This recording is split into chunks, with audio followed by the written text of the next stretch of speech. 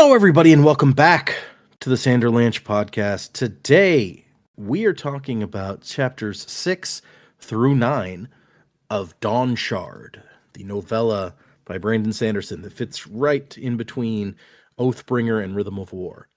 In these chapters, there are attempts to stop the expedition, which we find out are coming from a source that I don't think anyone had theorized exactly. Although, I say that. Generally, we had it. I think it was the specifics that were throwing some people off.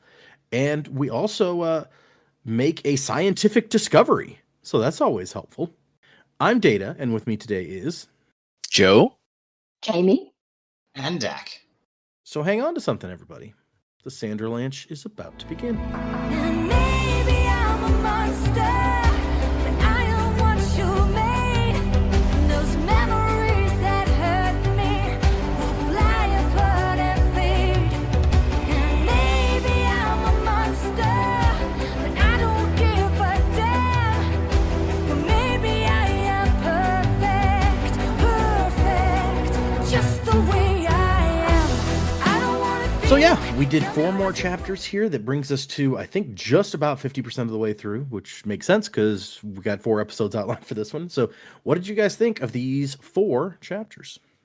Man, I really am enjoying these shorter style stories by Brandon because we get answers pretty quick, right? So like, I knew there was something funky going on with her little manservant, and so getting confirmation of what is going on makes a little more sense. Lots of fun secrets, and we're left at the end of this kind of with like, why is she? What's Risen thinking that's making her mistrustful of our horn eater friend? So I'm interested to kind of get to the bottom of that because I feel like everybody's shooting pretty straight with Risen so far, except for like the Oathgate thing, right? Which, you could argue like, yeah, that probably wasn't the best way to handle that situation. You probably should have just told her like, also there's an Oathgate there possibly, and we want to know. But yeah, I'm excited to continue reading. We're getting a lot of interesting kind of like information about the sleepless guys, gods that don't sleep, whatever they're called. And so I'm excited about that. That's like 6 of one, half a dozen of the other, right? Like that. Yeah. That's basically the same name. Yeah. But yeah, she seems to have. We don't know exactly what. Like you said, she seems to have latched onto something at the end there to make her to confirm, I guess, maybe these suspicions that Nickley is trying to. Yeah. And maybe influence her with. maybe she's seeing through Nickley and like just being coy about it. But I'm interested to know what she's thinking. Yeah, that could be it too. I hadn't thought about it like that, but that's true. That's a possibility. There's some nice moments as well with like Huio, getting to know like Huio actually is pretty smart, except he keeps taking stuff apart and then doesn't know how to put it back together. So and then making the scientific discovery, it's pretty fun stuff. Cool.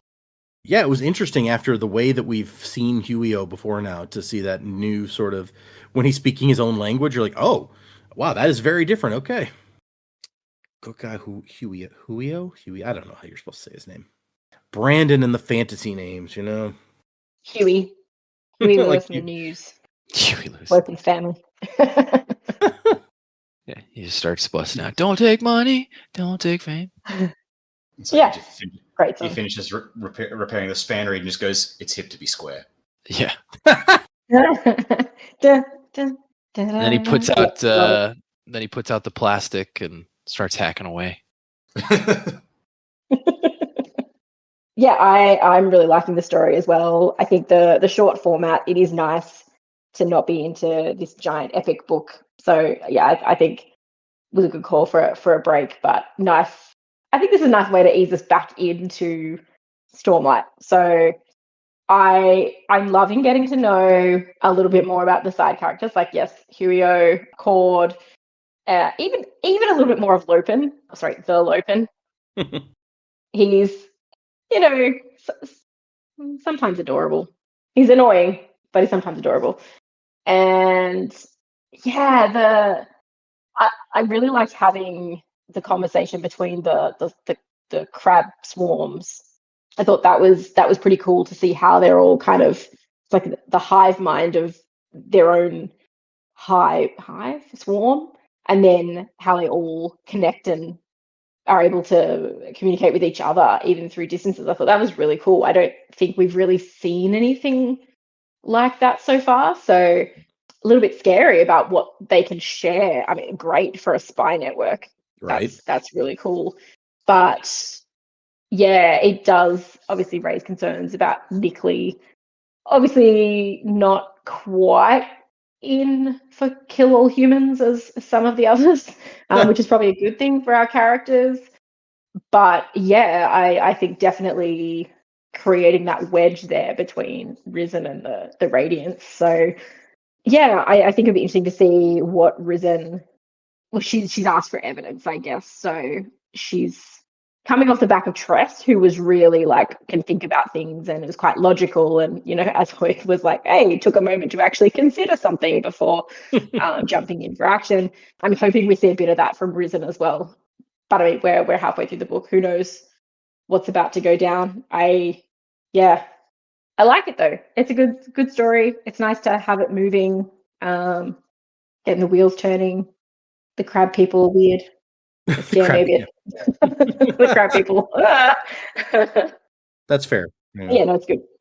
Oh, the other thing I'm really liking as well is these bad omens and then how she's turning them around into a good omen. I've actually just really enjoyed I've got to figure out how to turn this around, put a positive spin on it. Maybe this is a good thing. Like it came to us, the Santhed, not because it wanted us to look after them. And just her ability to turn that around, I think, is really quite cool and quite clever. Yeah, she's thinking on her feet really well, right? It is cool. I agree. Yeah. You pointed out we're halfway through the story now, and we're still on the ship, but these crab people are trying so hard to keep people away from the island, and we still don't know why. So there's we've solved the mystery of who was messing with the grain and whatever else, but we still got this mystery hanging over the whole thing, which is kind of interesting. I thought we got a little bit of explanation. I thought we got a little bit of explanation from that with Nickley, though. It sounded like they were kind of they kind of got the short end of the stick with the Radiant stuff, and so they just don't want anything to do with humanity, like messing with their fabrial powers and stuff. Oh, so you think it's just we're here, stay away? Yeah, this is our this is our my stuff. lawn. Yeah, don't mess with our magic stuff. You're gonna screw everything up again. Well, it does sound like they went through something pretty significant. I can't remember what they called it. The scouring. The scourging. The scouring. Yeah. So, yeah, maybe it had a pretty big impact. Having the Radiance back is not necessarily a good thing for them. But one of these, of one or more of these groups is, you remember the Sleepless are the ones writing the back of the books. So they've got some interest in what's going on for sure. I did not remember that until you just said it. So something happening, and maybe this is the time we finally get to find out a little more about what the heck is that. It's all going on with them.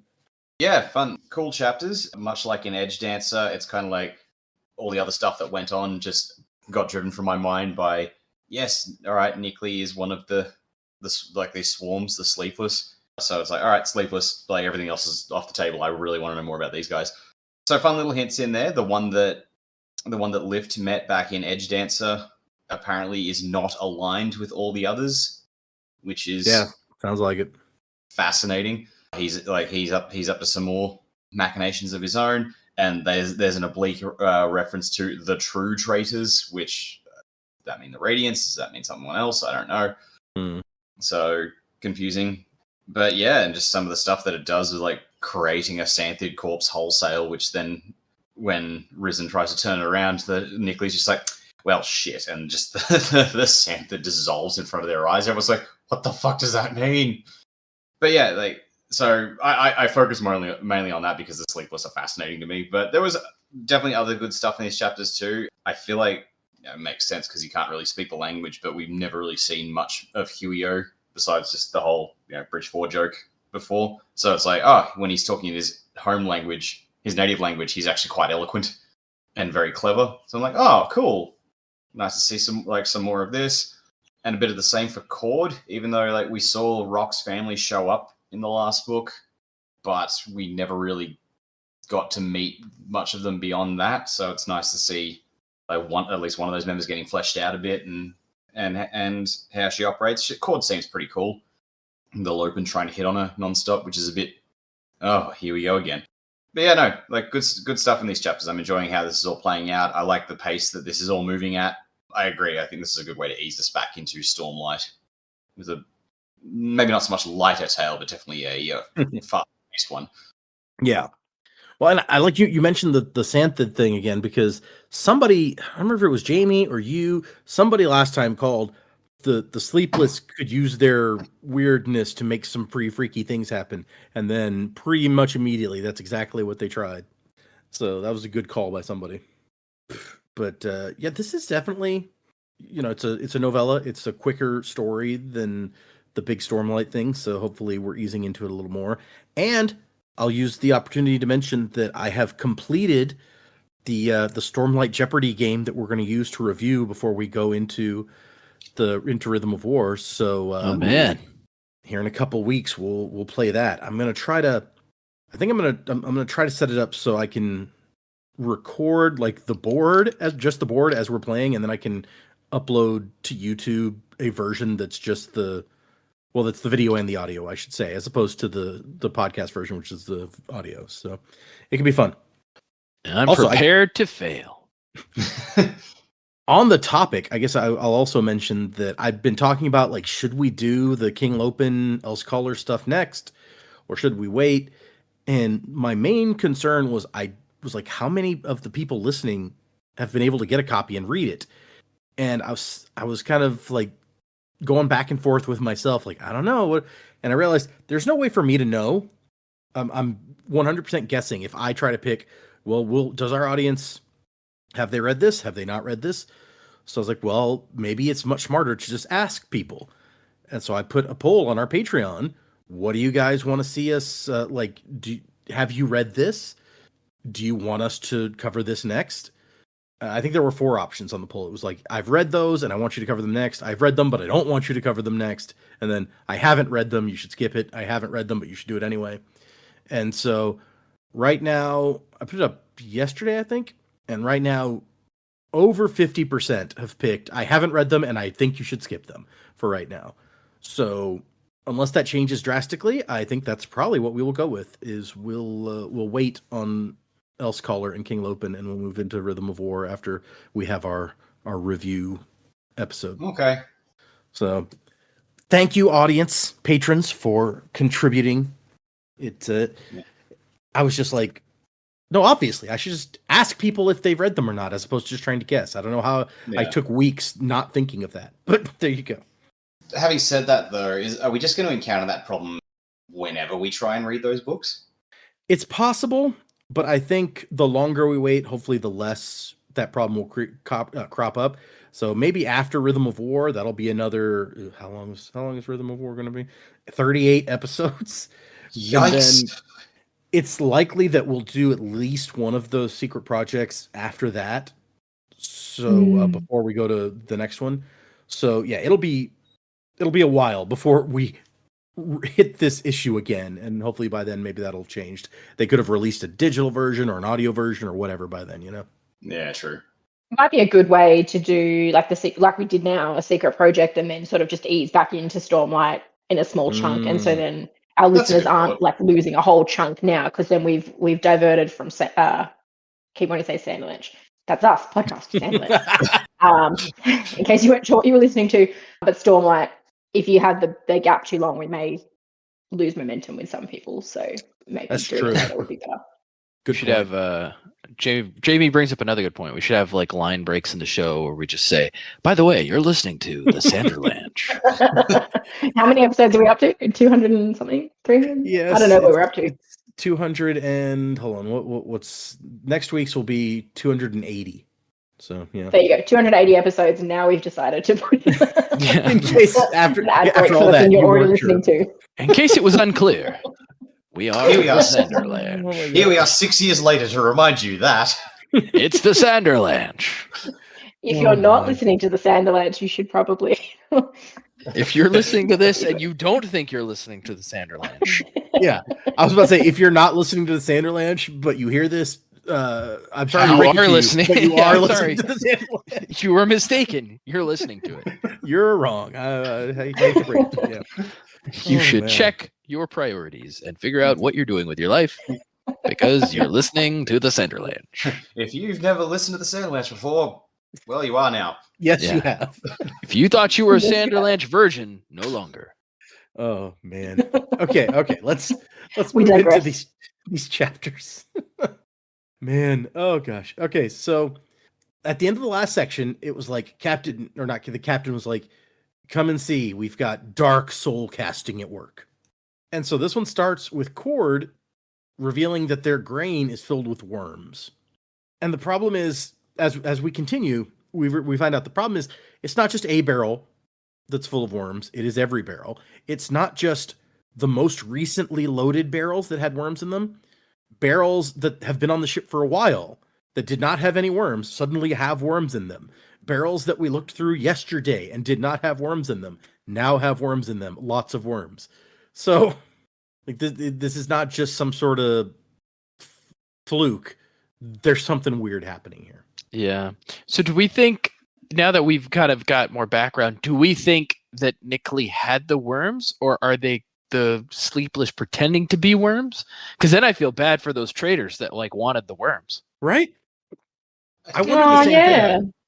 Like, did he actually have a bunch of worms? If so, where did he get the worms? We should keep those worms. Yeah. I mean, he knew they were getting on a ship and that worms in the grain would be bad for the ship. So it's possible he just brought a lot with him. Yeah, I guess so.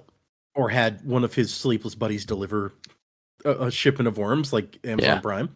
I also like how their two plans were kill the pet to make it seem like a bad omen and worms. And then they were like, oh, we've exhausted every plan. Completely out of ideas.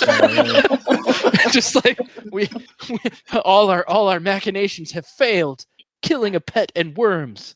We Used have every to arrow kill in them my now. quiver. And Our whole culture depends on them not coming to our island. Oh, no, twice. We've tried twice, guys. It's done. we're done. Just kill him.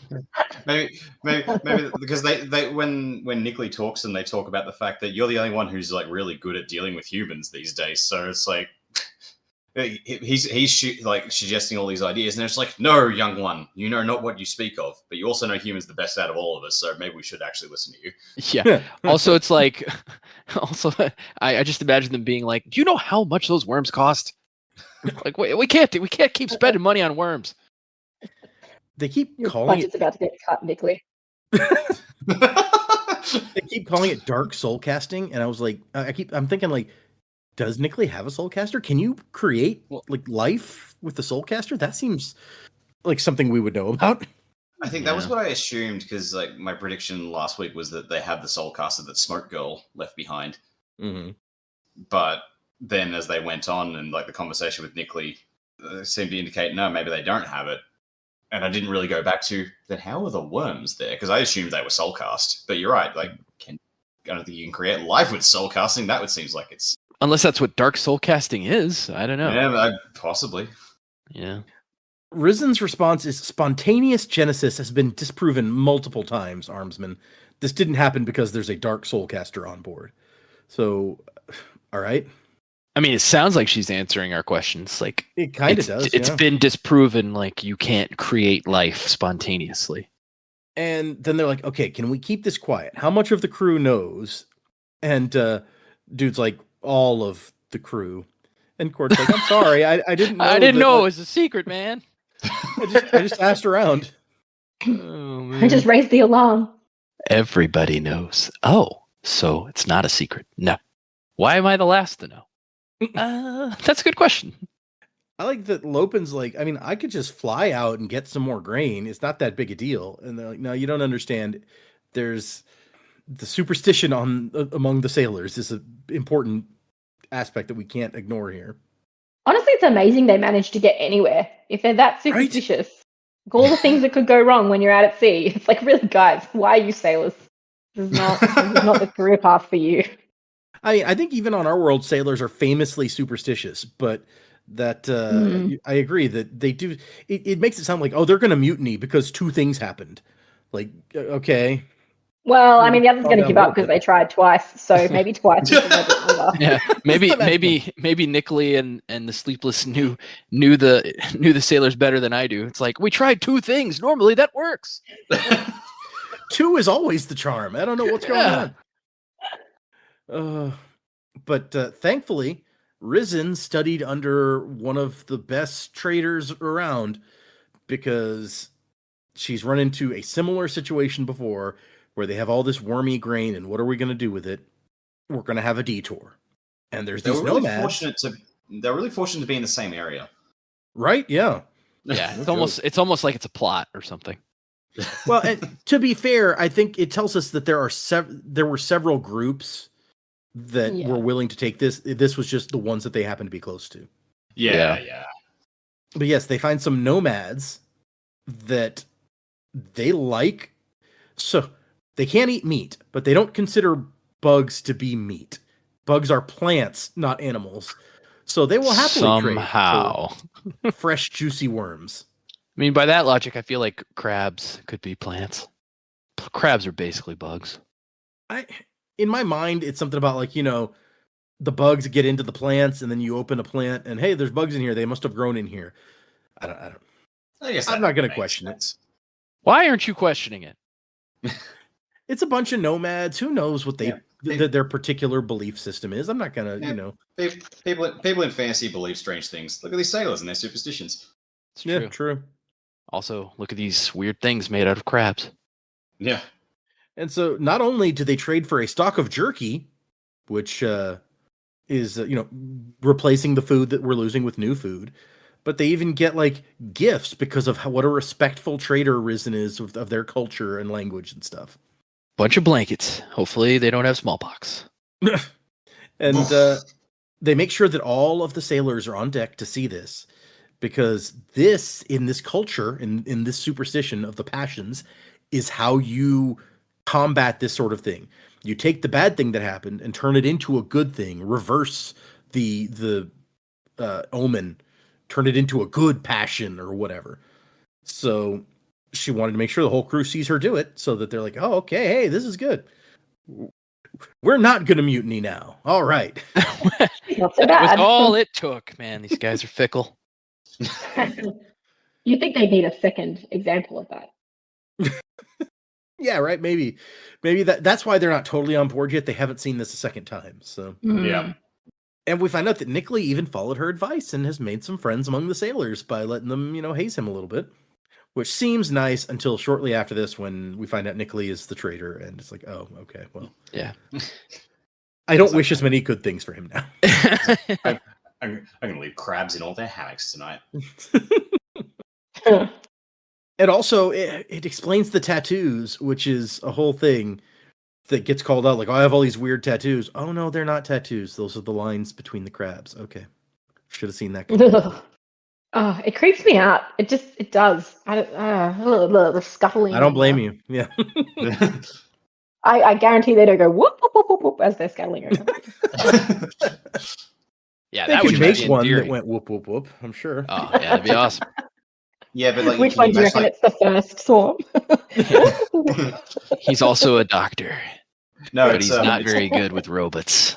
it's got to be the one from Edge Dancer, Arco, who did it, and that's why the rest kicked him out. Oh, there you Yeah. go. Yeah. He's just bad at his job, and they're like, get out of here, man. You're giving us all a bad name. Yeah. I thought you were the robot. No, human. Spare me your life story.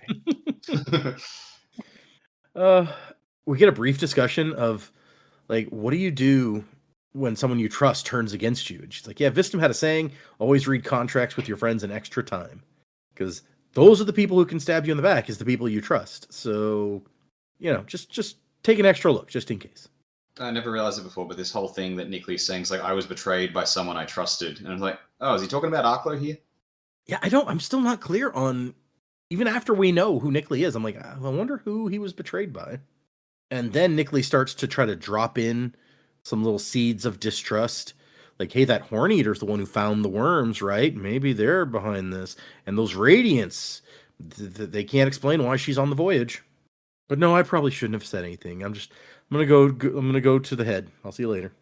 And then Nickley goes into the head and falls apart into a pile of crabs or something, which is just like, no, I see why Man, it's, yeah. When you gotta go, you gotta go. Yeah. Not only that, Nickley is very proud of the crabs that he has that look like human eyes and work as human eyes. It's like, yep, a lot of sleepless use fake eyes, but I got some real crab eyes. Yeah, look at me.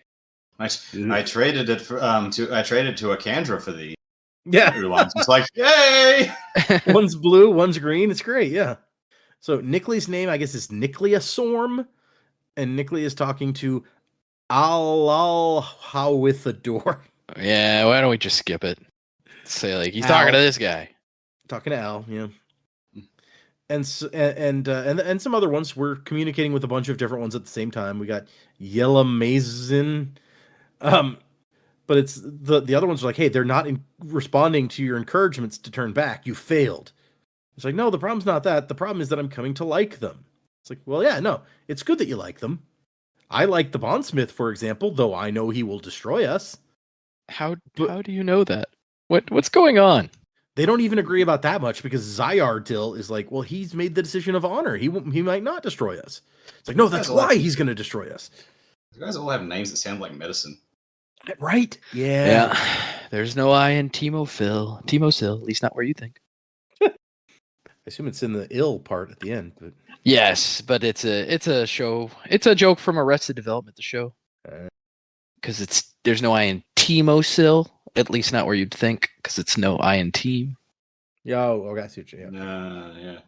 So they're like, no, it's good that you like them. It helps you, become more like them, hide as them better. We should have compassion for those we must cull. It's like, but do we have to cull them? It's like, yeah, humans are a fire that must be contained. You weren't yet separated during the scouring. You don't understand. It's like, oh, this is all a big mess. We should just kill them. I call that one Angry Al.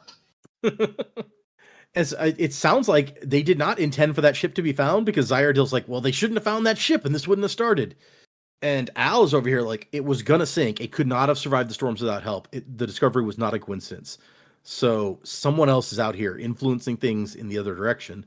But they're who like, and why? Arklow. Arklow crosses us again. It meddles more and more. It has met with the new radiance. And Nickley's like, well, I mean, is that a bad idea? Maybe that's smart.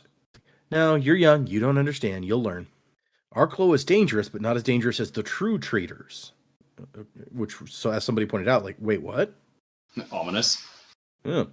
No, both are equally dangerous, says Yell. For a hive mind, these guys really don't think alike. I really don't. Al says, my plan's the best. Let them breach the storm.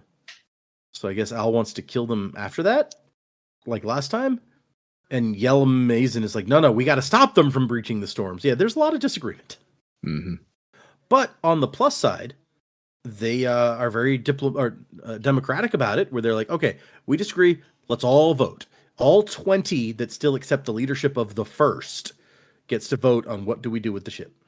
Half say let them reach the storm. Half want to kill them right now before the storm. And a bunch abstain. And then Nickley has an idea. Like, I have another idea. I think this is going to work. But I need some help. And so they take another vote. And they're like, yeah, let's do that plan. Why not?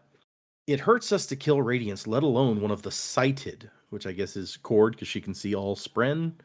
I'm assuming that's what the sighted means. That makes sense. You may try this plan. If it fails, however, I will hold another vote. And you must be willing to take more drastic measures. So, all right. Third time's the charm, right? Second time was not the charm. Maybe third time. Oh my god, we're trying the dreaded third thing. Yeah. Who would have thought it would come to this? A third idea. And so I like that we cut to Lopin, who's just floating around by Cord while she's cooking. Which we find out later is because he's trying to impress her. And I also like how she knows that, kind of. He's like, I think he's trying to impress me or something, but whatever. It's like, it's dumb, but what are you going to do? He's the Lopin. What are you going to do? And she's putting seaweed into something, and he's like, who eats weeds? Aren't they supposed to eat shells? What's going on here? And he's like, is there something weird about the crew to you, Cord? And the crew's like, or Cord's like, what? Strange? The crew? Like, yeah. And she just like, you guys are all strange. Including you. I know you're trying to impress me, but you're strange. Well, and Lopin's like, as long as I'm the strangest. You are very strange. He goes, excellent. She goes, very much strange. Like, she needs to emphasize, like, no, you're extra strange, my dude. Don't worry about it. If you want to be the strangest, you're there. And so they've now reached the halfway point of the journey. And while things had been better after selling that grain, stuff is getting weird again. Huio flies in. He's got some letters and some other stuff that he's brought. And Lopin's like, hey, Huio, has the crew been treating you strangely? And he's like, no, sure. Not sure, Lopin says. He's like, yeah, that, not sure. And he's got a box of span reeds for Rushu and some aluminum foil. And Lopin says, yeah, aluminum, that's weird stuff. Can block a shard blade, Ruwa tells me, if it's thick enough. And Cord says, oh yeah, we get that in the peaks by trading with people in the Spren world. So I guess people come through the perpendicularity from other planets and trade aluminum. Interesting. Yep. Makes sense. And she talks about how she misses home. And Lopin's like, I mean, a Windrunner could fly you up there. It wouldn't be that big a deal. But she's kind of enjoying herself out in the world now. It's dangerous out here, but that's kind of exciting for her. She's discovered that she sort of likes the danger. I did not know this, she says. And then as Lopin talks to her, he's like, was she impressed by how casually I'm floating? No way to know without pointing it out, which was the opposite of being casual. So, yeah, he's like, I can't say how awesome I am at floating. That would not be breezy. I gotta be breezy. Exactly. He can't say he's breezy. Also, he's like, man, I've stuck Huio to the wall for her heaps of times, and I don't think she's like, it hasn't impressed her as much as it should have. Yeah. I mean, I was impressed the first time I stuck something to a wall. And we also get a little bit about Rock. And Lopin's like, hey, your dad, is he really in danger because of what he did, where he killed Amaram to save Kaladin? And she goes, yes, but because of him, his doing, his wanting, which does not make sense to me. I think what she's saying is because he desired to do it to save Kaladin, maybe? Maybe. Yeah, and it's like, it was an intentional act. It was not like, it wasn't happenstance. He was off from the distance and chose to do it. Yeah, and he wasn't ordered to do it by somebody, and then he had to do it. He did it on his own, like, accord. Yeah. And then she says, his choice to go back, his choice to ask for, I don't know the word. And Lopin's like, judgment? And she, yeah, maybe. Do not be afraid for my father, Lopin. He will choose his choice. So Rock's going back to the peaks? That's what it sounds like, and it sounds like things may not go great for him when he gets there. Man, this is fucking Tensoon all over again. It's like, oh, I killed someone I shouldn't have, so I need to go back to my people for judgment. And they locked him in a hole with an acid bath. Oh, they did. That's right. Rock, stay out of the hole with the acid. Don't let them get you in a hole, my man. Actually, it's Rock. They'll probably lock him in a hole with some bad cooking. That'll kill him. He's like, no, where are the spices? Where are the shells? And she points out that she sees a bunch of Spren around, but the weird ones are the Luck Spren, which she has to draw a picture of it. She doesn't know the word for them. He's like, oh, Luck Spren, huh? And she's like, yeah, more showing up every day. And then he goes back to his cabin where instead of having delivered the span reeds to Rushu, Huio has completely disassembled one of them. And finally, we get a Huio in Herdazian where he can actually talk. And he's like, Lopin, this aluminum has fascinating properties. I believe the captive Spren are reacting to its presence, almost like prey to a predator. And, cuz those span reeds are way more valuable than the locks you used to break apart. You could get into trouble. It's like, perhaps, but I'm certain I can reassemble it. The Ardent Lady will be completely unaware of my investigation. So yeah, it's amazing the difference that it makes being back in his actual language. Yeah. Although it sounds like he fails quite often at doing the thing he's trying to do. Yeah, yep. Because he's like, how many clocks of the clocks that you've taken apart did you manage to put back together? And he's like, well, there was the one time. Yeah, that one clock I put back together. I think it was a Modern Family joke where Sofia Vergara's character was like Ed O'Neill was having a bit of a joke because she didn't know the right words in English, and she just went like, do you know how smart I am in my own language? I'm trying to like meet you on your terms here. And like that's what this bit with Huio reminded me of. It's like, wow, he really is like, very eloquent in his native tongue. Yeah, I mean it makes sense. Yeah, this woman's like, hey, how much of my language do you speak, jackass? So maybe back off. Yeah. But I like the note that Lobin is trying to explain why he feels things are weird. He's like, everything's just off lately, you know? And Huey is like, oddly, though everyone always expects me to be able to decipher what you're saying, I find myself at a loss most of the time. It's good to know even Huey can't figure out what the hell Lopin is on about. It brings a new light to like all those times where he shares his joke with Hugo, and Hugo's like, okay, man. Cool. Everyone's like, oh, Hugo thinks he's so funny. Well, maybe Hugo thinks he's a bit of an idiot. Like, oh, Lopin, shut your mouth. I mean, if it was your cousin and he was around all the time like that, you probably would be like, dude, just shut up. Yeah. So here's the comparison now. The Lopin is Jay and Huey is Silent Bob. Yeah. I think that's Like actually a really good comparison, yeah. Yep. And I feel like it's a dig that Lopin makes. It's like, hey, you know, Cord's getting real good with her Alethi. And Huey was like, good for her. Maybe she can learn her Dazian next, and then someone will finally interpret for me when I'm lost. Like, you are so not helpful, cousin. And Lopin's like, oh, you'll pick it up eventually, older cousin. You're sure the smartest person in our family. So that's...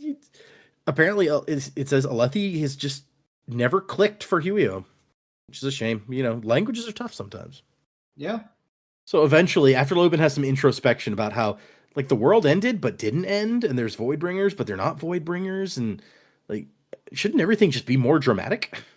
Huio's like, see, it has been returned identically to its previous state about the spanner he put back together. It's like, does it still write? And then Huio makes some motions with it, and the other half makes some motions, but they only match, like, laterally, not up, not back and forth. So it's like, oh no. And Lopin goes, you person who has rotten fruit for a head, you broke it. Which I assume is some specific Herdazian insult that's like a word, but translating it makes it weird. What has science done?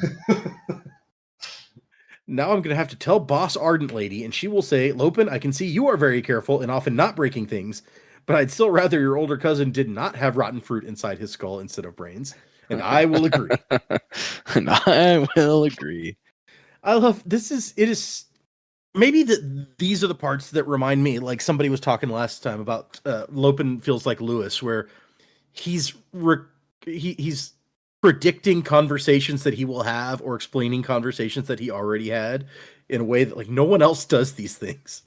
It's like, let me tell you exactly what the conversation I'm about to have is going to be like, and couch an insult to you in the middle of it. And Huio's like, I mean, they have a bunch of these. It'll probably be fine. And the chapter ends with them that they're going to go and, you know, admit what happened. Oh, also, we find out that, I should note, both of them and Punio, the other of Lopin's cousins who's still in Bridge 4, there was another one who died. But in fact, Rod, I think, who's mentioned in the same paragraph as the other one. But they give most of their pay to their family to help out with their poorer cousins. Radiants were paid well, but there were a lot of cousins who needed help. It's just their way. When Lopin had been the poor one, they'd always helped him. So that's kind of cool. Yeah, it's kind of an interesting cultural thing. It also makes a little more sense why he was so happy all the time, even when he was in a dire situation. It's like, it's okay. My family still takes care of me. Yeah, he's got family looking out for him. I mean, not in the middle of a bridge run necessarily, but he never actually had to run one of those bridges, I don't think. No. So it's okay. See, he's fine, Gancho. Don't worry about it. And the chapter ends with them going up on deck, and everyone's looking off the starboard side, and there's a big something out there. And that something was very dead. Which doesn't sound great, but yeah. So what it is there is a Xanthid corpse that has floated right up to their ship. And this is like the omen of omens now, because Xanthids are considered like divine almost by sailors. This is like somebody shooting the albatross, essentially.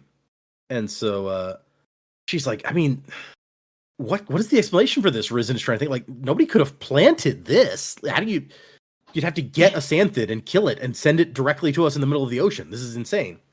There's too much to have had to have happened for this to be deliberate. Yeah. Unless. And one of the sailors is like, I mean, we're definitely turning back now, right? No way we continue after this. And it wasn't even a question.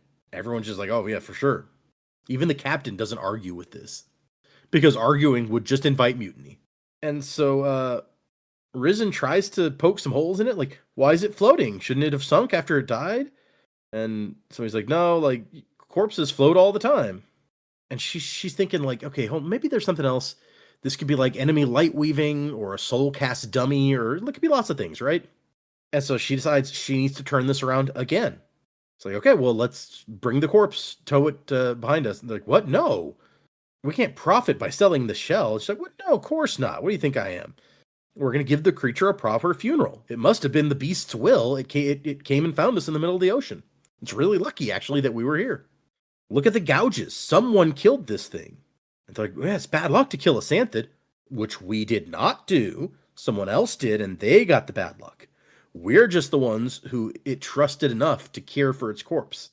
This is a good omen. It came to us intentionally, a sign that we are trusted. And it's like she's hiding her uncertainty as she's like, this is a shot that she's taking. Like, come on, pick it up. And so slowly the sailor's like, yeah, she's right. We consider it a good sign when one washes up on shore. Why would this be different? Yeah, she's thinking here. And we need to spread the word that someone's out there killing Xanthids. It wanted us to find it so the news could be spread. Good job, Risen. And the captain is like considering for a while and is eventually like, you know what? I think, yes, I agree that I see a good omen in this. And they grab the hooks to pull it in and tow it.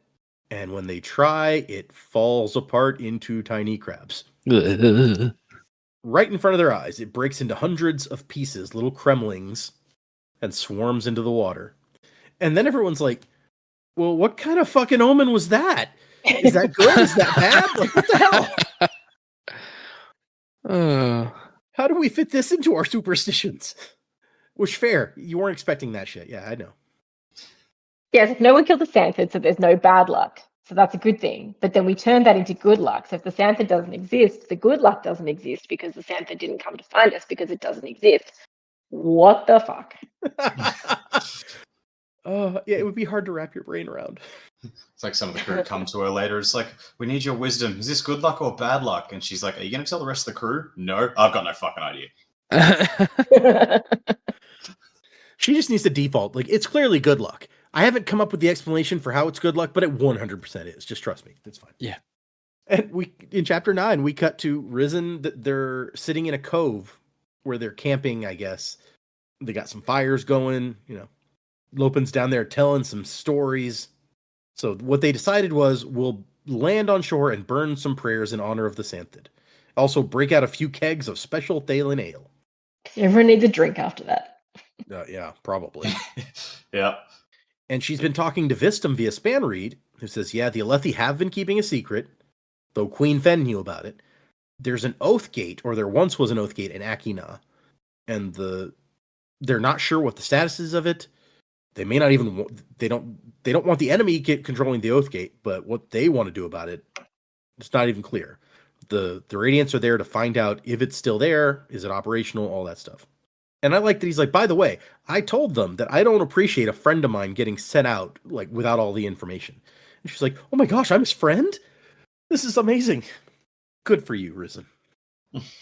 But also, she's like, did you find any information about the weird disintegrating Xanthid? And he's like, yeah, no. It sounds like some of the old stories about Amiens, though. And she's like, what, that they could take off their arms and legs? I met one of them on that expedition where I had my accident, and he seemed very different from what we experienced. Which, hey, we remember that. Yeah, the collector. The mighty one. Mm.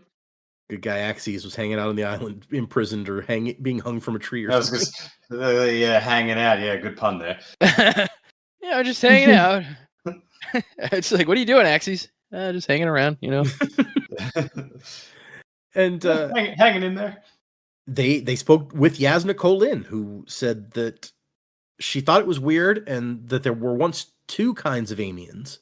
One, the kind that you saw with the blue skin and stuff. And a few of those are still running around Roshar. But there's old stories about creatures who were living heaps of kremlings that would grow in attics of buildings and then devour the occupants. And like Yasna's like, look, that pretty much always thought of that as just like a story. But more recently, we've begun hearing reports of similar things from credible sources. We may be talking about Lift. I was going to say, it's like, that's got to be Lift, right? I don't know that I'd consider Lift a 100% credible source necessarily, but No, but I feel like Yasna is the sort of person who, like, Lift would tell this story to everyone and everyone would write it off out of hand. But Yasna would be in the corner, just like, hang on. You keep talking. Come here, keep talking. Because Yasna knows the older stories, and she's like, it's weird that this kid would have something so similar to. Yeah, that makes sense. It's like this kid who has never like stayed in the same place more than 3 days in her life. How does she know this story? There's got to be something more to this. Yeah, and then Risen suggests, like, hey, what if it was like one of those bad guys who can create an illusion? And he's like, oh, actually, that's an interesting. Here, let me talk to you. I got a span read to Yasna right here. Let me talk to her. And he says, yeah, Yasna agrees with your theory, saying, of course, that is an astute observation. I should have seen the possibility. Compliment your ship owner from me. And he says, like, look, from this woman, I'm pretty sure that's really high praise, Risen. So you're making a good name for yourself in high places at this point. Because, yeah, Yasna is now queen of Alethkar, even though they don't really have an Alethkar as such to rule over. Yeah, I'm the queen of, a city that's been overtaken by our enemy, but, I am still the queen. They still got the country. It's just a war-torn country right now. Yeah, I don't know how much of the country they actually control. Yeah. They lost the capital and a few other cities and towns, but they've still got the shit bits no one wants. Yeah, they've got Yasna, the Bright Queen, and Crystal Queen, whatever her name is. Last we saw, I guess Kaladin's family's little town was fine. So yeah. Well, what's the go with Crystal Queen with like Elhakar's wife? Because didn't Amaram wind up using the same? He did, which makes me assume that she's dead. But how would she be dead? Well, because she took in the gemstone with the unmade in it, which we were told that unmade like consumes the souls or something of those that it. Oh, yeah. I forget exactly. Amaram had it, and then Amaram showed up with the same one. Yeah. Yeah. It's like whether she's dead or alive, she doesn't have that gem anymore. That's fact. And the gemstones gradually were overtaking Amaram's body during that battle. So if she went through the same thing, she may not be around. Yeah. Probably for the best. Crystal Queen. You're not. Yeah, not the greatest loss. Yeah, I feel like we didn't get to know her very well, though. That's true. Like, was she always that crazy? Tortured, so, I mean, Yasna wanted to assassinate her. Exactly. Yeah. We'll probably get her in flashbacks or something in one of the next books. Maybe. Yeah. If you trust Yasna's opinion on don't listen to Data. Maybe. Well, he knows. There's still 5 Stormlight books that haven't been written yet. So even if it hasn't been in one of the next 2, it could be in any of those, and I would not know. Anyway, he tells her, be careful. And if you decide it's right to turn back, just do it. Don't worry about what anyone else is going to say. You have to lead this mission according to your own wisdom. Which that's some real trust coming from the guy that she used to be apprenticed to. And here comes Nickley hey, it sounds like the food's ready. I want to know if Cord's stew is better than mine. I'm going to go get me some. Which, was it mentioned before that Nickley cooks? Because somebody theorized, maybe the guy was gonna, the spy was going to try to take over as the cook, on the previous journey, but Cord beat them to it. And so it really does sound like maybe that's exactly what was Nickley's plan. Yeah, maybe he was the cook guy. Yeah. It was like they're gonna have a cook-off. It's like what's the Roshar and new cooking show, Shardblade Chef or something. That could be fun. Iron Chef Bendery. Yeah, Shardblade Chef. That would be fun. Yeah, except it'll end horribly because Nickley poisons everyone. Right. Yeah. All the judges are dead, and it's I guess I win. Last one standing. Yeah. By the way, I'd like to take this time to remind everyone you're listening to the Sanderlanche. So Risen is trying to poke Nickley for some more information about Nickley's home, which is close to Amia. And it's a lot of survivors of the Scouring settled nearby us. And Risen's oh, the ones with blue fingernails and eyes. And she's oh no, there were ordinary people in Amia. And she's oh, tell me about this. And she's look, this was a long time ago that these people came over. Anything I've heard is legends from generations later. And Risen's well, I want to hear it anyway. And so what Nick tells her, and it really makes you wonder how much of this is on target, since she has some pretty direct access to the original source materials here. But Amia fell because of the fall of the Radiance. They'd always been close to the Radiance and maybe kept too many secrets. They assumed their secrets would protect them, but when their allies fell, well, secrets can't hold swords. And apparently, like, Amia has always been uninhabitable, but they had really cool fabrials that made it into, like, this paradise. But when invaders started coming, they figured out, hey, if we destroy these fabrials, we can take all the stuff we want. So yeah, that kind of sucks. Although it makes the scouring seem like less of a violent event than the word is. Like, it always sounded to me like, oh geez, somebody just come with a dragon and burn the whole thing down. But it's like, no, we sabotaged some fabrials and it just died out. Pretty awful for the people that are there, though. Well, right, yeah. And then Cord shows up after Nicolay leaves to bring some stew and also try to have a conversation. And Risen is like, oh, hey, they're having trouble communicating. And Risen's like, the Horn-Eater peaks are in Yakaved, right? And she switches to Vedden. And Cord's like, oh my God, you speak Vedden? Oh, this is so much better. Finally, someone who speaks a proper language. And so Cord is trying to tell Risen about the stuff that she's seen and the stuff that she knows. There are gods. We have a lot of gods. There are some that you call Spren and some that are like people, but there are some that are neither. And she says, like, she knows about the Santhid. She knows what it was. That group of gods is called the gods who sleep not. They are a swarm of creatures, but have one mind each. They're not evil, but extremely secretive. So really, Cord knows quite a bit about these things. And Risen tries to use the whole, they hide in attics and devour the people in the houses. And she's like, what? No! Oh, that's foolish Lowlander talk. If it was Rock, the word airsick would have been in that sentence like 3 times. Oh, yeah. And she's like, look, I like Cord's like, look, I know that you guys listen to these stories and think that they're just, crazy fantasies by us people living up in the mountains. But this is important. These gods guard treasures, powerful, terrible treasures. And it's like, okay. And she's like, my dad might know more. I can write to him. And then we spot a bunch of Spren in the sky, the Lux Spren. And Risen's like, what? I don't see any. And she's like, oh, you didn't know? I see all Spren. He is a gift to my family and others of my kin. And she's like, oh, so that's why the Radiance brought you. And Cord's like, well, I think also Lopen wants to impress me, maybe. She's not impressed because she's not calling him the Lopen. Yeah, there you go.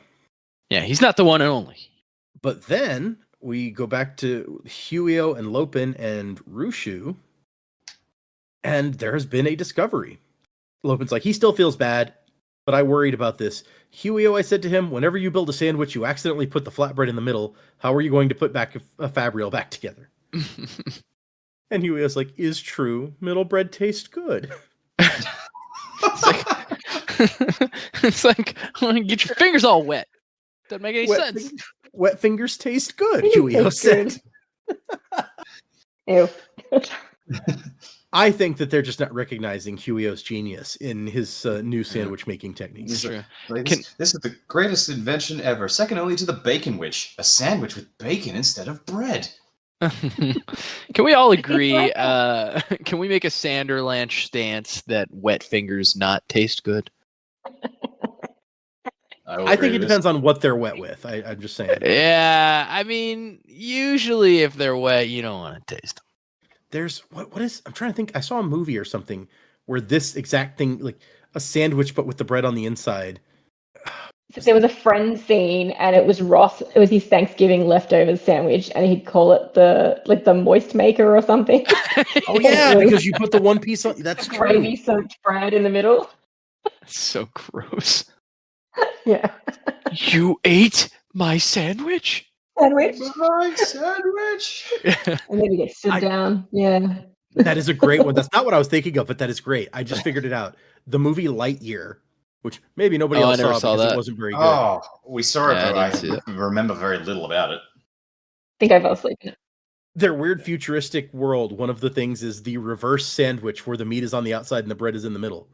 It's designed to be a juicy sandwich. Yeah, it reminds me of like the KFC sandwich where it's a piece of chicken fillet with 2 pieces with well they had 2, right? They had the sandwich that had chicken on the outside, And then they had the sandwich that was a piece of chicken with donuts on the outside.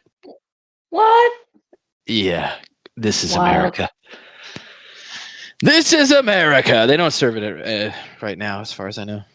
We have that food truck in town that does is a grilled cheese food truck, and they do a grilled cheese with donuts as the bread. Blech. It's not great. No, It's not. it's just like it's like hedonistically disgusting. It's like, oh, it's like it sounds so awful. I have to try it, kind of thing. Is it more Okay. like a savory donut, or is it like your traditional? I think it's a It's traditional sweet glazed donut, yeah. donut. Oh, It's not glazed. even- Oh. It's not even like a beignet. It's just like a donut. Yeah, I can't get behind that. I don't blame you. Yeah. Sorry, America. I don't think anybody should get.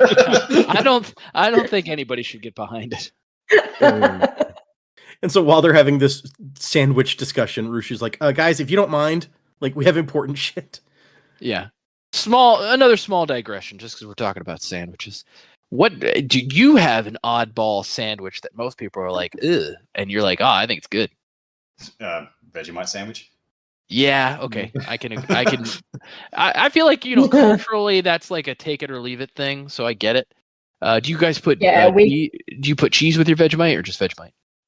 We grew up with Vegemite and cheese sandwiches, Interesting. definitely, which I can't do them anymore. I like Vegemite on toast, but not the sandwich. It's too Yeah. much. What are your feelings on Marmite? I haven't tried it out of principle. Yeah, you're like Vegemite only for us. It's Vegemite only.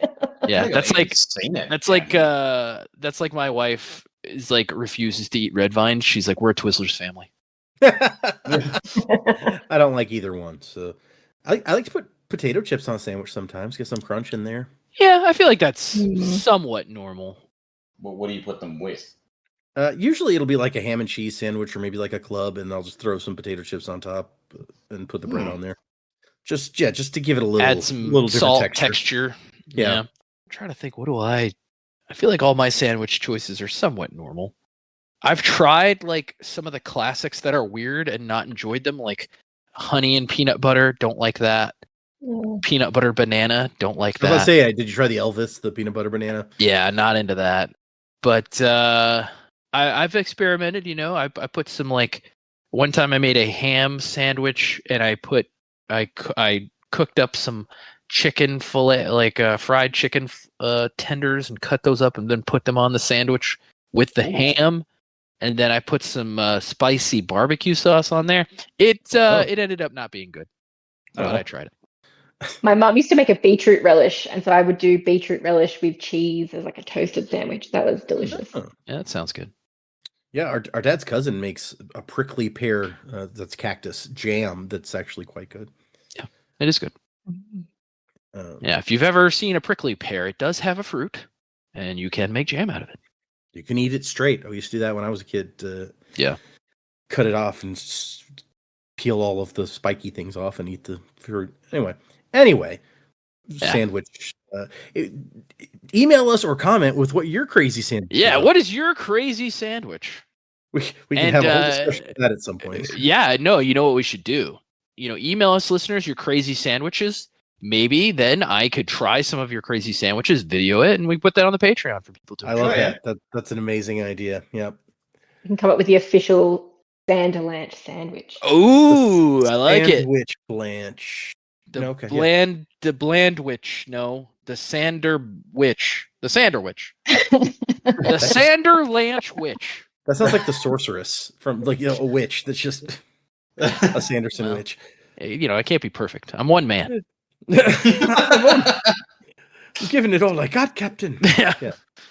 Anyway, back to Rushu, who she's got a new idea to test out and just goes up to Rizen's chair and starts messing with it. And Rizen's like, I would prefer if you asked. No, I'm sorry. She goes, if you don't mind, and then starts doing stuff. And Rizen's like, I would prefer if you asked before doing stuff to my chair. She's like, I did ask. Ask and then wait for a reply. And Rushu's like, oh, yeah, right. Navani did warn me about how I act sometimes. It's funny because just I feel like I've known people like Rushu who are just so into what they're doing that they don't think about that kind of thing. But what we have discovered is aluminum changes the relationship between these two conjoined gems. And I like Rushu's trying to explain. It's like, I apologize. I discovered something amazing today. And Rizen's like, what, with the Santhid? What? No, I was napping during that. No, the Windrunners were playing with my stuff. And Lupin says, correction, Huio was playing. I was being the responsible cousin and making fun of him for it. It's like, right. So Huio is solely to blame for the genius discovery then. And Lupin's like, yeah, exactly. Wait, what? Genius. Classic.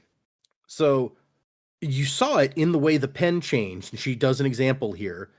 But it's like, the pens are conjoined in a way where moving left to right copies, but now moving up and down does not copy. We have disconjoined them on one of the axes, which is revolutionary because they had no idea this sort of thing could be done. It changed, and Huio, after she starts to explain, starts to realize, like, oh my gosh, this changes everything. And Rushu's like, well, not everything, but a lot, okay? And so they can make Risen move up into the air in her chair with conjoined fabrial or with conjoined rubies, but she's no longer locked into what the other side does, going backward and forward. So she's like, get me a stick, I need a pole, and she can push herself on this other axis all she wants. And this is an amazing scientific discovery. This could have lots of implications, they're saying. And Rushu's like, a lot of science happens through accidents like this, believe it or not. And while she's talking about this, Risen is just in her chair, like, crying. Like, this is amazing. I never imagined that I could have, like, this kind of freedom again. And, like, Lopin's over here, and he walks over. He's like, hey, it feels good, right? You deserve this. And she says, how can you know that? We've only known each other a few weeks. And he goes, I'm a good judge of character. Besides, everyone deserves this. And it was so, it's very sweet. Yeah, it's nice. Good guy, Nice. good guy, the Lopin, you know?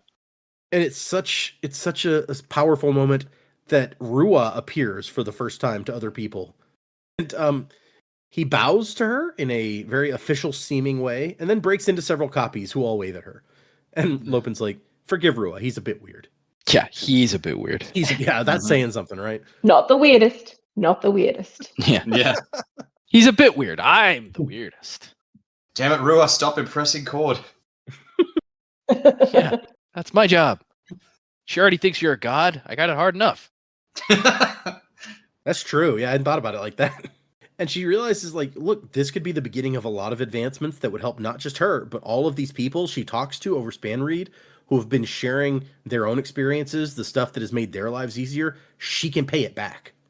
Like, this just means so much for her. And I like that Nickley is over here, like she says, I'm sorry, this may be putting you out of a job eventually. And he's like, I would love nothing better than to be put out of a job. But this seems like an important discovery for a lot of people. You should probably send the information via Spanreed just in case something happens to us. Yeah, just in case. Yeah, I was like, well, this is dark. It's nice that he's considerate enough to be like, look, this is a great thing for lots of people. Let's not lose this when I murder you all. Yeah, when I kill all of you, we wouldn't want our information to get lost, would we? Wait, can we back up a bit there? Back up about what? What I didn't say the part about murdering us? It's like, what are you talking about? I didn't say that. I said I would murder you. I mean, help you. It's like, damn it, I did it again. Why are you winking when you say these things? It's just a nervous tick. I just got a tick. Hey, look, don't make fun of me. I feel bad about it. It's like just one random like Kremling in his swarm is like is just saying that part, and the rest of them are trying to shut him up. It's like, what's the bit with like Zoidberg's cousin like buds off and it's like, he always wanted to be the center of attention. Oh boy. Oh, Nickley. Or whatever. But we end the chapter with Nickley trying to drop a few more nuggets of distrust. Where it's like, I overheard that Horn-Eater saying some stuff. Which really, the way he keeps being like that Horn-Eater feels very racist. I'm just saying. Yeah. I'm really hoping that she's seeing through him, and that's like we're gonna see that play out, because it's like he keeps saying stuff like that. He keeps saying stuff with like really no basis. Mm-hmm. I mean, it's just him sowing seeds of discord. And Nickley ends with like, if I could bring you proof that the Horn Eater has ill will towards us. Would that help you see that something is wrong here? And Rizen's like, I mean, yeah, okay. And Seem she's real thinking, stuck like, on this. why is Nick Lee like so worried about this? Why would like Cord is with the Radiants? Why would one of them be trying to undermine this when Navani, like their boss, basically is the one who sent us here in the first place? It doesn't really make sense unless they're more divided than they seem, or unless ... And then we get her suspicion was piqued. Get me your proof, and then and don't tell anyone else about this. And that's where maybe the or unless is her being like, it's Nick Lee. Yeah, that's what I thought. It could be.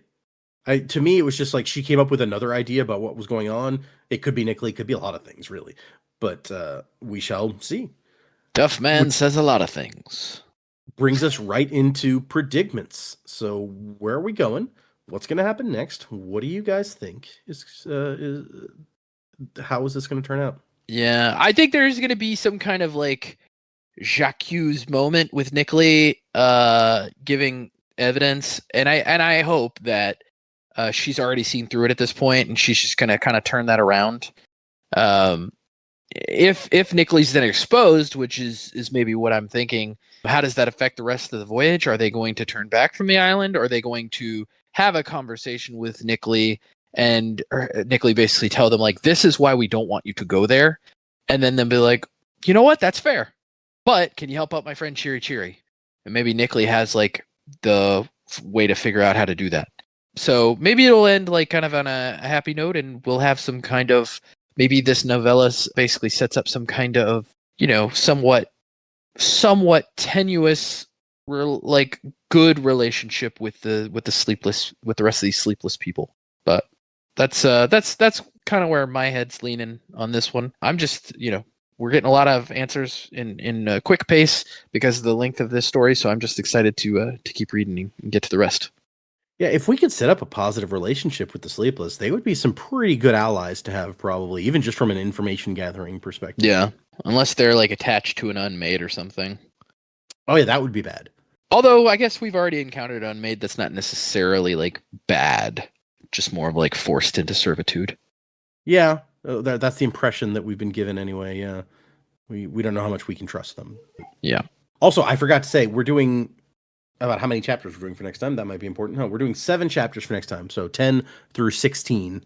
Pretty good number of chapters, but they're mostly shorter chapters. So it's not like a giant section of reading compared to what else we've done. But yeah, so good thoughts. Like I said, I for one would, if we've started this war against the Voidbringers or whatever. Yeah, it would be nice to get some more power on our side, on the side of the good guys, as it were. If you can even consider us good guys at this point, given that what we found out about, who the original Voidbringers are and who originally owned this planet and stuff like that. But yeah, it's a weird one.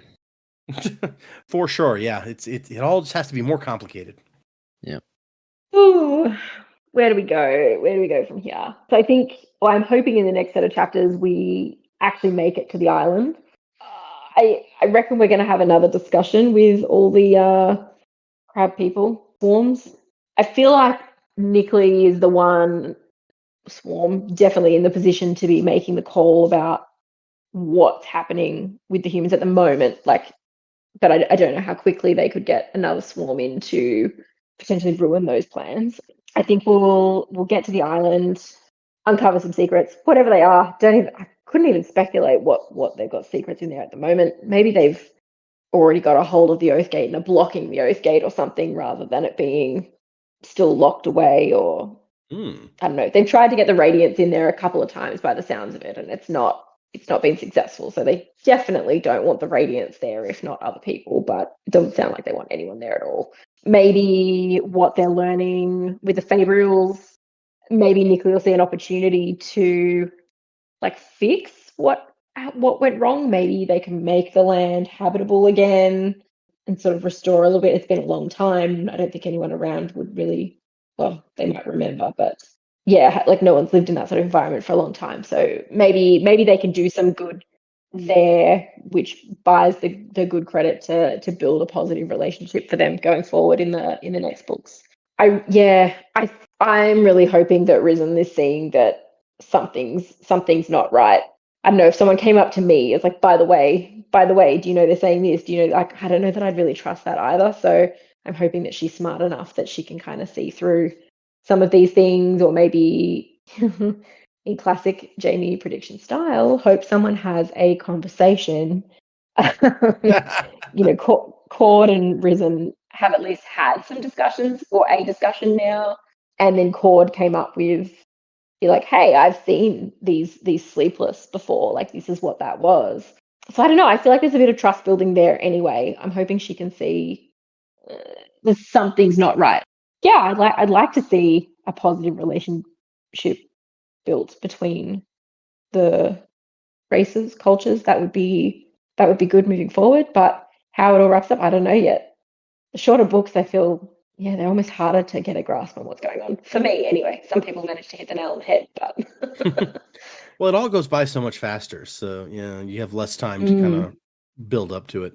A really interesting idea, though, about we're learning all this Fabrial stuff. Maybe that could affect we could fix the Fabrials. If you could suddenly make a bunch of new habitable land, that would be kind of a big deal.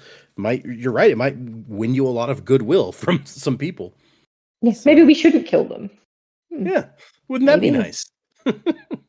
It's like a Lex Luthor thing. Land is the one thing they're not making any more of. If we could do that, it would be very helpful. Yeah. Yeah, I don't have any grand predictions for this week. I'm really banking on at the end there. I'm hoping Risen has figured it out and that Nickley is not, I don't think I doubt she's figured out that he is a sleepless, but he's definitely connected to the negative stuff going on. I feel like that conversation with Cord has really just given Risen some perspective. And so it's like, nah, you can't just keep blaming her for everything, Nickley. There's something else going on. But yeah, I really don't know what else to expect beyond that, because the one glimpse we had of Amia before this kind of ended pretty badly. They've still got to get around like all those rocks and stuff, because that's what Smoke Girl was. She was turning the rocks into smoke so the boats could get through. That's what happened. Yep. So I don't know how they're going to get through that unless somehow Lopen and Huio can lash the boat up and lift it over them or something. I don't know. Yeah, I don't know. I'm just kind of like, this is just a fun little story, and I'm enjoying seeing where it's going. So I don't have a grand prediction this week. Well, fair enough. You're right that we're going to have to find a way to get there when we get there. Maybe they can lash it. That would be a convenient way. Yeah, we know that Radiants have had problems with their powers when they get around there. So, I forgot about that. Yeah. Actually, Lopen has a shard blade now, doesn't he? Like is he up to that point yet? He said the second oath. I don't think he's up to that point yet, because we saw him do like I will protect those who can't protect themselves at the end of the last book, but it wasn't until Kaladin was protecting Elokar and was like, I'll protect even the ones that I hate, that he got his blade, I think. Yeah, okay. So if it's always the same, then I think Lopen is one short. Yeah, okay. You know what? Here's a wild prediction for you. They need to get around those spires, but it's like a shard blade could cut them, and they realize these Radiants don't have shard blades yet. And then Huio's like, actually, and just pulls out a shard blade and cuts through. And Lopen's like, what? That would be awesome. And then Cord just goes, now that's a man. And Lopen's like, no! Oh, that would be amazing. I want this now. Yep. A Huio Cord romance starts off. I'd be okay with that. Yep. Oh, but speaking of Cord, you actually made a really good point that now Risen has had a conversation with Cord, like actually a pretty in-depth conversation. It's much harder for someone to be turning you against this person, or I should say it's much easier to be suspicious of someone who can't communicate very well, who you can't talk to really, than it is now that they've had a conversation and she's like, I've gotten to know her a little bit. It's much harder to, I feel like, develop that suspicion by a third person if in that case. Yeah. It's like the language barrier isn't actually the obstacle that Nickley may have thought it was. So it's like, she's not such an easy target anymore. Yeah, Nickley was gone when they had the conversation, so he may not even know that. Well, that was like right before you started talking, it's like, hey, you were talking to the Horn Eater. What'd she say? What'd she do? Yeah, it was True. very like, what were you talking about? So yeah. I feel like if you guys and Joe had the main theory, but if you're right that maybe she's suspicious of Nickley now, then I feel like that conversation might have gone much differently if Risen had not had that conversation with Cord first. But I don't know. Mm-hmm. All right, well, let's do a couple of emails and then we'll wrap up.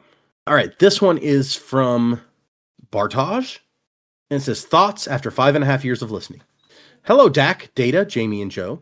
I've been thinking about writing in for quite some time now, years actually, and now finally got around to it. I have to say that over the last 5 years, your podcast has been the highlight of every Monday. For that, you have my heartfelt thanks. My adventure with Sanderson's writing started with The Way of Kings in 2015. Ever since, I've implored my friends to try his books, but to mostly no avail. I wanted to have someone to theorize with, and your podcast has filled that need quite well, even if it was vicarious. I love hearing your theories and little details that you spot at times. One of the other highlights are the constant references you make to other media. I never watched a single episode of Futurama or The Simpsons, and many other references you make are lost on me. Your sudden tangents into those shows are surreal and often amusing, especially since I have no idea what you are saying or referencing. One of the other things that I got from your reading is how much translation choices can impact the reading of a book. The biggest example I can think of is I Know Why You're Sad, which in the translation I experienced read more like I know what is heavy on your conscience, which made it sound a lot less creepy. Yes. That is a fucking hard line. Yeah, that is a way different sentiment. It's like, hey, I know what's weighing heavily on your mind. Like that's maybe a little forward, A little bit forward, and a little familiar, but someone you've not. never met. Yeah, but not saying I know why you're sad. It implies a much grander depth of wisdom. It does. You're not wrong. Yes. It continues. I wonder how many people have wildly different opinions on certain characters influenced by the translation choices. The last thing I wanted to touch on is a recommendation. Data mentioned reading The Color of Magic in the latest episode as of me sending this email and not quite liking it. From my experience, Pratchett's writing style was still growing in the early books, so starting with the first one is not usually recommended. I would recommend starting with Guards, or The We Free Men, the latter being similar in style and humor to Tress of the Emerald Sea. There's also a rather helpful reading order image on the English Wikipedia for Discworld, which I've attached alongside this screenshot of my Spotify review. All the best from Poland, from Bartosz. So that's another. A lot of people seem to say that Guards is a great place to start. I'm very tempted to throw that onto my list, and when I get there, reading that. I've just started reading the new Dresden Files novella, which doesn't technically come out until Tuesday, but was released in a lot of bookshops early, and I went to a couple here in town and found a copy of it. So neat. That's what I'm currently reading, Outlaw. But yes, they did attach a 5-star Spotify review. So get your list out, Joe. All right. Bartosz, thank you for your 5-star review.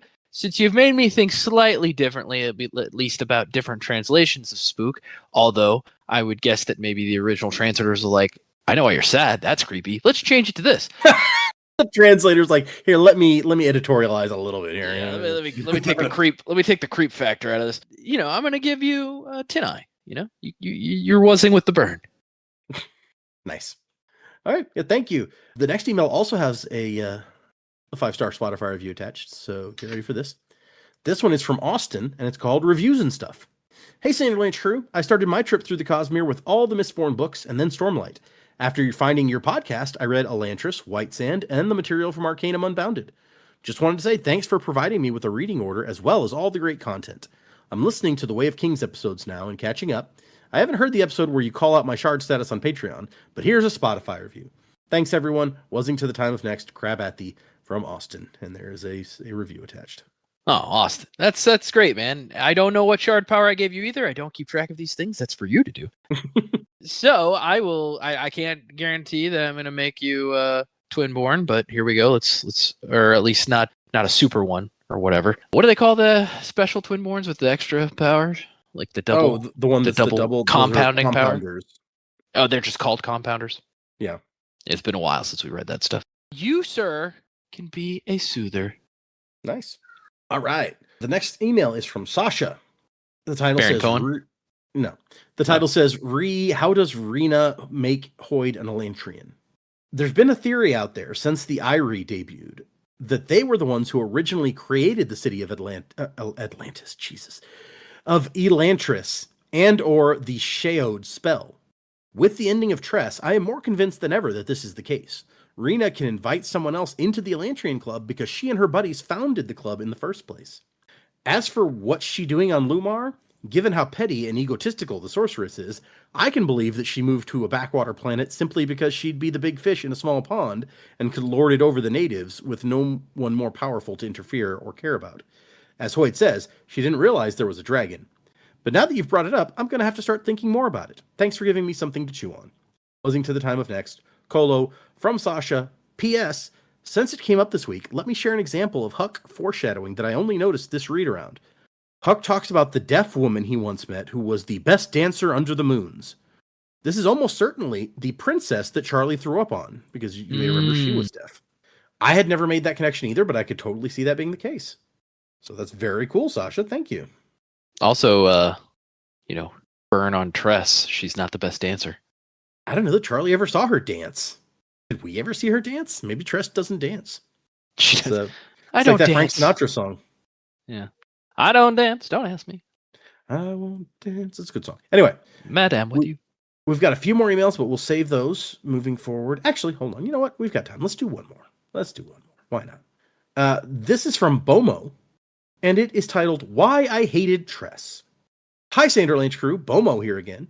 So first of all, hate is an exaggeration. I've reread Tress like all Sanderson books, and I think it's fine, but certainly not the standards I expect from him. If another author had written it, I probably wouldn't be interested in reading more of his work. 1. Hoyd's narration. You've already discussed this, but it bears repeating that it wasn't the best. To me, the awful modern moment was when Hoyd started talking about racist uncles. Like, come on, that only became a cultural cliche like 15 years ago. Number 2, Tress doesn't beat the sorceress. I know the book does a decent job setting it up, so I can't complain that much, but it still seems like, in the end, she was about to lose and got lucky with some magical intervention from Hoyd out of practically nowhere. If Hoyd isn't in the story, Tress dies. She doesn't even confirm Hoyd is capable of this until the end of the book. And even there, it's mostly luck and guesswork. She's a pawn in a bigger game than herself, but we get no sense of the bigger game in the book. I don't even know if she qualifies as a pawn in a bigger game, personally, except like she was lucky enough to be around when the bigger game was being played and to end up in there a bit. Sorry, number 3, too predictable. I know this will fall on deaf ears to you, but when I read the book for the first time, I instantly knew that Huck was Charlie. By instantly, I mean before Tress got onto the Crow's song. As the book went on, nothing made me waver from my conviction until fake Charlie stepped out of the room. After I finished the book, I took a Reddit poll to confirm that it was obvious. To my shock, only about 12.5% said that it was obvious, but at least half had their suspicions. Regardless, I'm surprised you three, who are forced to make predicaments regularly, were so oblivious. Data practically needed to beat it out of you. Maybe it was obvious because I'm used to Sanderson, or because I knew beforehand the book was inspired by The Princess Bride. Either way, it makes it enjoying the book a lot harder. Still a cute read, cool magic system, and tremendous artwork, but I'd never recommend it as a starting point. And they did in fact include a screenshot of this poll from 3 years ago, where out of 421 responses, 52 people said they knew immediately it was Huck. 145 said, I suspected, but was not positive. And then 224, which I believe that is more than half in this situation, say they did not know until it was revealed. Yeah, sometimes you just tweak to things and sometimes you don't. It happens. Yeah, that's fair. So I'm sorry you didn't enjoy it, Bomo. I get some of your complaints for sure, and we have talked about some of them on here. I don't necessarily agree. I quite like Tress. I thought it was really fun. Yeah. To say the background character in a larger game to me is a little, I feel like is a little not correct, only because, when you compare it to a story like The Princess Bride, but I feel like people forget there's a whole larger plot going on in the background of The Princess Bride that involves the death of Buttercup, kidnapping/death. Like, the main story is the love story and like these two people trying to go on an adventure, find each other or whatever. But there's a whole thing with like the war that's going on, which you could argue is a bigger game going on in the background, but it's not the focus of the story. And I think that's similar with Tress. Like, the focus of the story is Tress and her trying to find Charlie, and then realizing like, oh, Charlie's been here all this time. But like the bigger game going on in the background exists, but it's not the focus of the story for sure. I'm trying to think if there's a comparison point there, because Bomo's right that Hoyt shows up and magics the problem away essentially, Right. and Yeah. there's some foreshadowing about him getting out of his curse and stuff, but nothing about that tells you, oh, and he can like undo the sorceress's magic or anything. So it does come maybe a little bit out of nowhere. And so I was trying to think, is there a comparison in the Princess Bride to that? And I guess like maybe Miracle Max, because Wesley dies. Yes, he's dead. Yeah, he is dead. And so it's like, oh, geez, all right. And then no, it doesn't come at the end of the story, right? So it's not a Deus Ex Machina in that sense of like coming at the end of the story, but it does like basically completely come out of nowhere. His name is Miracle Max, for Pete's sake. It's like he's creating something that should not happen. So yeah, okay, maybe. Anyway, I get the complaints. Don't necessarily agree with them, but hey, to each their own. That's why we're doing this. Everyone's got different opinions on stuff. It's interesting to hear. So we appreciate the email, Bomo. Oh yeah, 100%. If anyone wants to send us an email, the address is thesanderlanch@gmail.com. If you want to leave us a 5-star review on the podcast platform of your choice, send us a picture of that like some folks did, and Joe will assign you a misting power. And if you want to join our Patreon, where as of our recording of this, I just posted the first 3 chapters of Moment Zero, the novella that was in Tailored Realities, as I have started to read that. So if you're interested in hearing that, somebody in the Discord was like, oh, geez, you're doing that now? That means I'm going to have to finally buy that book.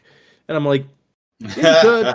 Or I guess you could just listen to me talk about it without ever reading the story, and maybe that'll be a different kind of interesting. But if you're interested in that stuff, check out our Patreon. And if you join the Patreon, Joe will assign you a fairing power, so that if you do both of those things, you could be a Twinborn.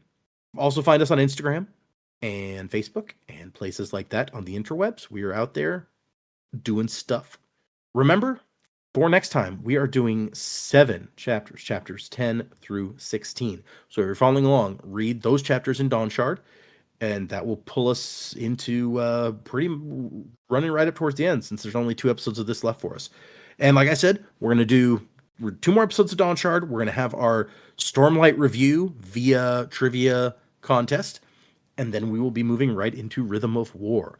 So get ready for all of that, y'all. It's going to be exciting. It's going to be fun on a bun. Thank you, everybody. We appreciate you. 7 chapters for next time. Music by Miracle of Sound. And Wuzzing to the Time of Next. Colo. P.S. Fasher. Crabs ahoy. To the cups. I remember that one. Ha ha. The way I am, I don't wanna feel. Tell me, was it worth it? 'Cause I don't give a damn. I don't wanna feel. Tell me that I'm perfect, just the way I am. Na, na, na, na, na, na. Just a reminder, you've been listening to the Sanderlanch podcast.